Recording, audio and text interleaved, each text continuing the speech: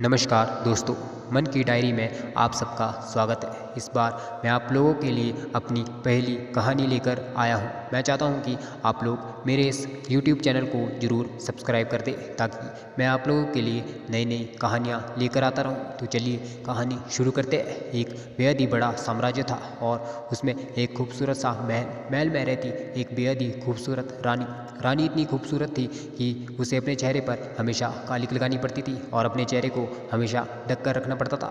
राजा और रानी यह बात जानते थे कि अगर रानी का चेहरा कोई भी देख ले तो वो उसका दीवाना हो जाएगा और रानी के बगैर नहीं रह पाएगा। एक दिन पड़ोसी साम्राज्य से एक गुप्तचर अपना भेष बदलकर उस महल में घूम रहा था। घूमते घूमते वो दासियों के कक्ष के बाहर आ जाता है और दासियों की सारी बातें सुन लेता है और वहाँ से चुपचाप निकल जाता है और अपने महल में पहुँचते ही महाराज के पास जाता है और महाराज से कहता है, हे महाराज, मैं आपके लिए एक ऐसा समाचार लेकर आया हूँ जिसे सुनकर आप भी हैरान हो जाओगे। तभी महाराज कहते हैं, बताओ ऐसा क्या समाचार है जिसे सुनकर मैं हैरान हो जाऊँगा। तभी गुप्तचर कहता है, महाराज, मैं जिस साम्राज्य से आया हूँ उस साम्राज्य में एक बेहद ही खूबसूरत रानी है। रानी इतनी खूबसूरत है कि उसे अपने चेहरे को हमेशा ढक कर रखना पड़ता है और अपने चेहरे पर कालिक लगानी पड़ती है ताकि उसका चेहरा कोई ना देख सके और अगर उसका चेहरा कोई देख ले तो वो उसका दीवाना हो जाएगा और रानी के बगैर नहीं रह पाएगा। तभी महाराज उस पर हंसते हैं और हंसते हुए कहते हैं कि हर रानी बेहद खूबसूरत होती है और वो अपने चेहरे को पराए मर्द से ढक कर ही रखती है। तभी गुप्तचर कहता है, महाराज, यह बात सत्य है कि हर रानी बेहद खूबसूरत होती है, लेकिन उस रानी की अलग ही बात है। मैं चाहता हूँ कि एक बार आप उसका चेहरा जरूर देख कर आए। तभी महाराज कहते हैं, अगर तुम्हारी यह बात सत्य निकली तो मैं तुम्हें बहुत सारा धन दूंगा, अगर यह बात तुम्हारी असत्य निकली तो मैं तुम्हारा सर काट दूंगा। तभी महाराज अगले दिन सुबह होते ही अपना भेष बदलकर घोड़े पर सवार होकर उस महल की ओर बढ़ते हैं। तभी महल पे पहुंचते ही देखते हैं कि वहाँ बहुत सारे सैनिक पहरेदारी कर रहे हैं। अंदर जाना बेहद ही मुश्किल है। तभी महाराज जैसे न तैसे करते उस महल में घुस जाते हैं और रानी के कक्ष को ढूंढने लगते हैं और उन्हें रानी का कक्ष जैसे ही मिलता है तो वो रानी के कक्ष में जाकर छिप जाते हैं और रानी के आने का इंतजार करते हैं। तभी रानी काफ़ी समय बाद अपने कक्ष में आती है और कालिक से लगे चेहरे को धोती है और जैसे ही चेहरे को धोती है तो जाकर शीशे के पास बैठ जाती है और अपने चेहरे को निहारने लगती है और बालों को संवारने लगती है। तभी महाराज उसके पीछे आकर खड़े हो जाते हैं और रानी सोचती है कि उसके पति उसके पीछे आकर खड़े हैं। तभी रानी पीछे मुड़ती है और देखती है कि कोई पराया मर्द उनके पीछे खड़ा है। तभी रानी को क्रोध आ जाता है और वह तलवार निकाल देती है और जोर जोर से उस पर वार करती है और चिल्लाने लगती है कि कौन हो तुम, मेरे कक्ष में कैसे आए। तभी महाराज जैसे न तैसे करते वहाँ से भाग जाता है। सारे सैनिक महाराज के पीछे दौड़ना शुरू कर देते हैं। महाराज जान बचाकर जैसे न तैसे करते अपने महल में पहुँच जाते हैं। काफ़ी समय बीत जाता है। महाराज उस रानी का चेहरा अभी भी नहीं बुला पाए थे क्योंकि रानी का चेहरा उनके दिमाग में बस चुका था और रानी का ही ख्याल सुबह शाम दिन रात आता रहता था।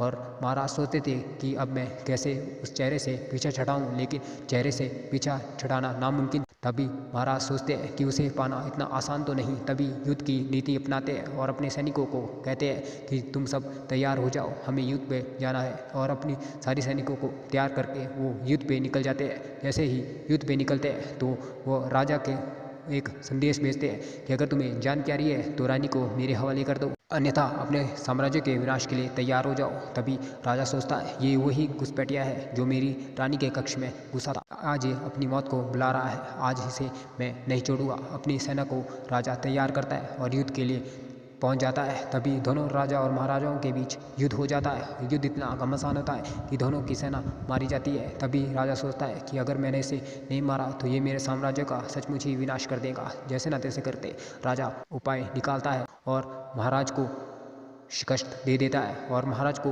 बंदी बना देता है और अपने महल में लेकर आता है और महाराज से कहते हैं कि बताओ तुम्हारी आखिरी इच्छा क्या है और मृत्यु तुम्हें मिलनी निश्चित है क्योंकि तुमने मेरी रानी के कक्ष में घुसकर बहुत बड़ी गुस्ताखी की है जिसकी सजा मृत्यु है।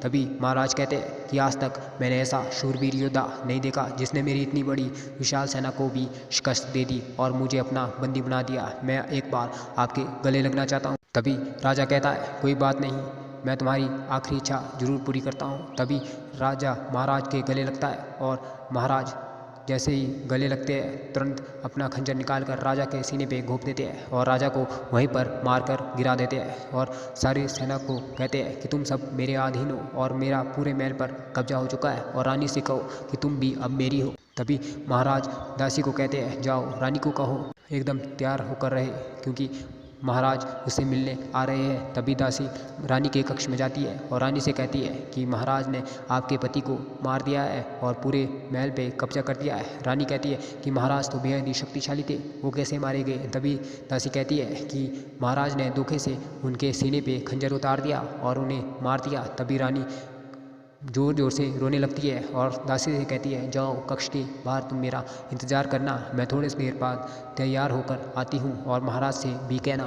तभी दासी कक्ष के बाहर रानी का इंतज़ार कर रही होती है। काफ़ी समय हो चुका होता है, रानी कक्ष के बाहर नहीं आती। तभी महाराज गुस्से में दासी के पास पहुंच जाते हैं और दासी से कहते हैं कि अभी तक रानी बाहर क्यों नहीं आई। तभी दासी कहती है कि रानी ने कहा कि मैं तैयार होकर आ रही हूँ, तुम मेरा कक्ष के बाहर इंतज़ार करना। तभी महाराज को गुस्सा आता है और वह दरबार को तोड़ देते हैं और जैसे ही दरबार को तोड़ के कक्ष में घुसता है तो देखता है कि रानी अपने सर को काट कर एक थाल पे रखा हुआ था, जहाँ एक संदेश भी था। और जैसे ही उस संदेश को उठाते हैं तो महाराज पढ़ते हैं, उसमें लिखा होता है कि मैं तुम्हारी नहीं हो सकती हूँ, मैं सिर्फ अपने पति की ही हूँ और उनसे ही प्रेम करती हूँ और उनके अलावा मैं किसी की नहीं हो सकती और मेरा ये खूबसूरत चेहरा तुम्हें मुबारक। तभी महाराज को खुद पर बेहद ही गुस्सा आता है और वो सोचता है कि मैंने खुद के मतलब के लिए ना जाने कितना बड़ा पाप कर दिया है। मैंने दो हंसते खेलते परिवार को बर्बाद कर दिया है और खुद के मतलब के लिए मैंने पूरा साम्राज्य का विनाश कर दिया है। तभी महाराज